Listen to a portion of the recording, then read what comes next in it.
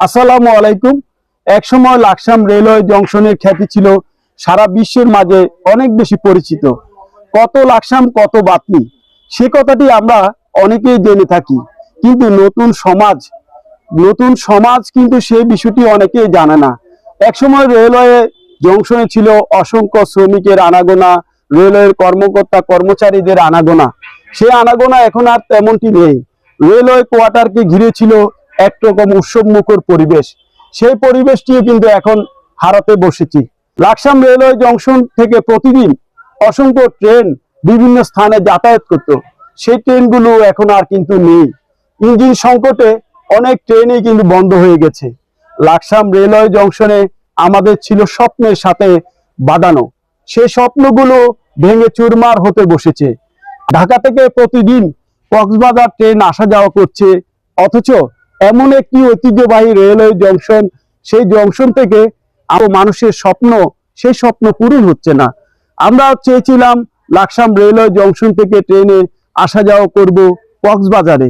সেই কক্সবাজার সমুদ্র সৈকতে গিয়ে আমরা জলে নেমে আনন্দ উপভোগ করব। বড় দুঃখের বিষয়, সেই বিষয়টি আমাদের আসলে হৃদয়ে লালন করেছি, সে স্বপ্নটি পূরণ হচ্ছে না।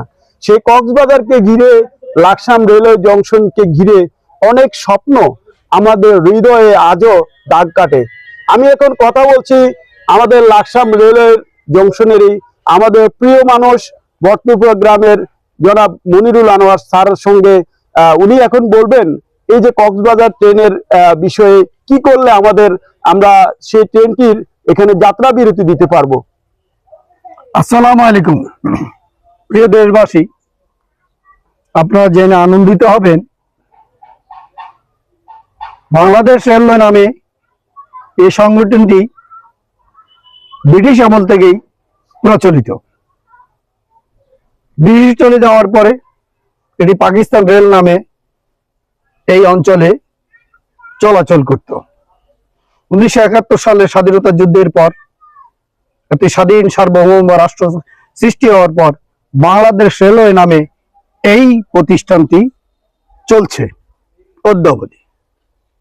পর্যায়ক্রমে সারা বিশ্বের রেলের উন্নয়নের সাথে বিভিন্ন দেশের পাতার রেল থেকে শুরু করে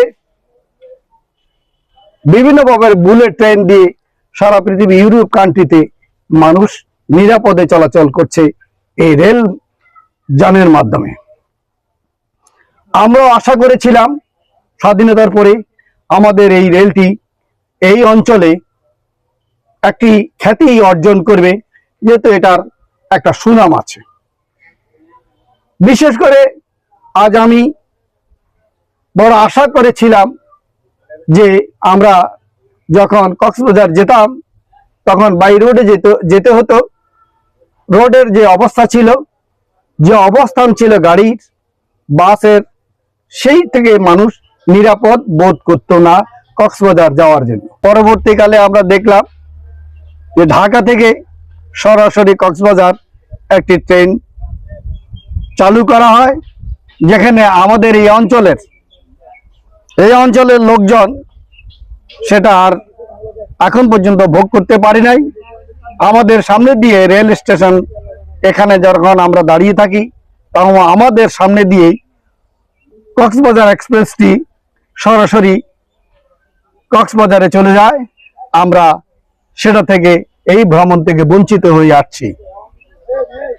আমি এর আগেও কয়েকবার সরকারের নজরে আনার জন্য আমি কথা বলেছি যে এখান থেকে যাতে আমরা রেল যোগে সমুদ্র সৈকত ভ্রমণে যেতে পারি, তার সুব্যবস্থা করবেন সরকার। অদ্যাবধি না হওয়ার কারণে আমরা এখান থেকে বঞ্চিত। সরকারও কোটি কোটি টাকার রেভিনিউ থেকে বঞ্চিত। গাড়ি যাচ্ছে কিন্তু তেমনি ধরনের যাত্রী হচ্ছে না। এই লাকসাম স্টেশনটি অত্যন্ত গুরুত্বপূর্ণ একটি জংশন ছিল। এই জংশনে মানুষ ঢাকা থেকে এসে, সিলেট থেকে এসে নোয়াখালী, চাঁদপুর, চট্টগ্রাম যাওয়ার জন্য এখানে তারা অপেক্ষা করত। এখানে ট্রেনের সুব্যবস্থা ছিল চাঁদপুর যাওয়ার, নোয়াখালী যাওয়ার, চট্টগ্রাম যাওয়ার। আবার চট্টগ্রাম থেকেও নোয়াখালী যাওয়ার জন্য একমাত্র জাংশন স্টেশন ছিল লাকসাম। এখান থেকে প্যাসেঞ্জাররা চিটাং থেকে আসার পরে সেই খুলনা যাক, বরিশাল যাক, যেখানেই যাক, চাঁদপুর হয়ে লঞ্চ যোগে গোয়ালন্দ ঘাট থেকে এখানে লাকসাম থেকে এসে আবার গোয়ালন্দ ঘাট হইয়া আবার নর্থ বেঙ্গলের ওইসব অঞ্চলে লোকজন যাতায়াত করত। ব্রিটিশ আমলে তো সেখান থেকে আসাম থেকে এই লাকসাম এসে চাঁদপুর হয়ে লঞ্চ যোগে, স্টিমার যোগে গোয়ালন্দ ঘাট হয়ে খুলনা হয়ে তারা ভারতের সেই পশ্চিমবঙ্গে যাতায়াত করত। নোয়াখালী যাওয়া হতো এখান থেকে। সেই জন্য বলছি, আজ যদি আমরা যারা যে রেল সম্প্রসারিত করা হয়েছে কক্সবাজারকে দেখার জন্য, জানার জন্য, মানুষ সৈকতের স্বাদ গ্রহণ করার জন্য সারা পৃথিবী থেকে বাংলাদেশে আসে। আমি বাংলাদেশের নাগরিক হয়ে এইসব অঞ্চলের লোকজন হয়েও তারা আজকে সেই সুবিধা থেকে বঞ্চিত। একমাত্র কারণ সেটা হইল রেলে তার যাতায়াতের ব্যবস্থা না থাকার কারণে। আমি অনুরোধ জানাবো সরকারকে এবং বাংলাদেশ রেলওয়ে কর্তৃপক্ষকে আমাদেরকে এই অঞ্চলের নোয়াখালী, চাঁদপুরের, বরিশাল অঞ্চলের, অন্যান্য অঞ্চল থেকে, সিলেটের অঞ্চলের লোকজন তারা যেন লাকসাম থেকে সেই সমুদ্র সৈকতে যাওয়ার জন্য কক্সবাজার এক্সপ্রেস একটি ট্রেন নামে আরো একটি ট্রেন চালু করার জন্য আমিও আপনাদের কাছে অনুরোধ জানাচ্ছি। অন্যথায় যদি কোনো ট্রেন যদি ব্যবহার না, তার বিকল্প ট্রেন হিসেবে আমি বিজয় এক্সপ্রেসকে এবং মেঘনা নামে একটি ট্রেন চাঁদপুর থেকে চিটাগং, চিটাগং থেকে চাঁদপুর যাতায়াত করছে।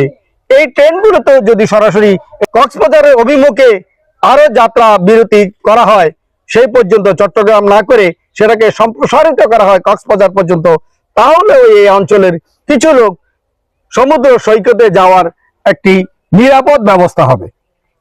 ধন্যবাদ সবাইকে, ধন্যবাদ বাংলাদেশ সরকারকে।